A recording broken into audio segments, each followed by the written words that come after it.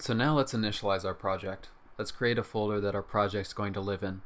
So I'm currently on my desktop, and I'm just going to right click and hit new folder. I'm going to create a folder, and I'm going to title this JS app. Feel free to call your folder, your project folder, however you like. And then we want to open this folder in our code editor.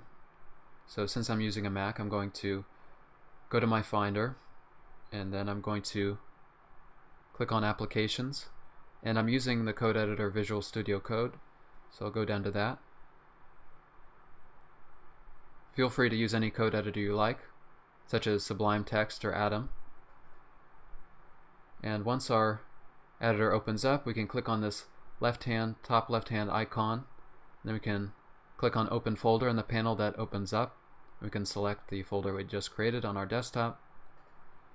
However, the way that I prefer to open project folders in my code editor is just to drag the folder over it.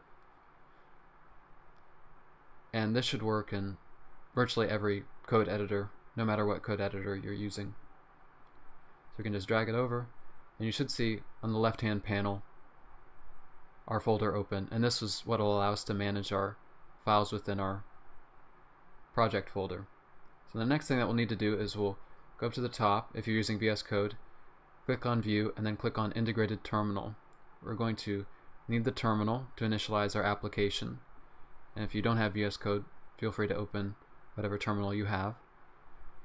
And we're going to create a new file in our folder using npm init, using the command npm init. So npm will create a file for us, and it's going to ask us what details we want to provide for our project. It's going to ask us the package name. We're just going to leave it at JS app and hit enter. The version, we'll hit enter again just to skip over it. Now we will provide a description, so we'll type in my case I'll type in a GitHub Finder application.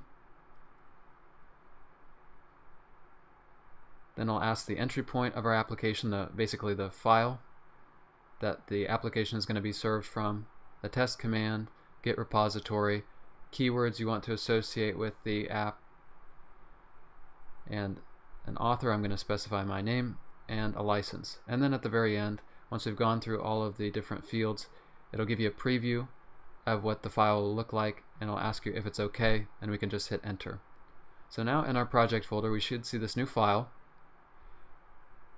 It's called package.json. This is where all of our different packages, our different dependencies will be listed. There's also the information we specified, and we're going to need to make one small change. We're going to want to remove this field of main that specifies the entry point of our app. We'll remove that for the sake of Webpack, and we can save our package.json file, and now we want to install our first set of dependencies, and these will be Webpack dependencies. We want to say npm install -- save - dev. These will be development dependencies.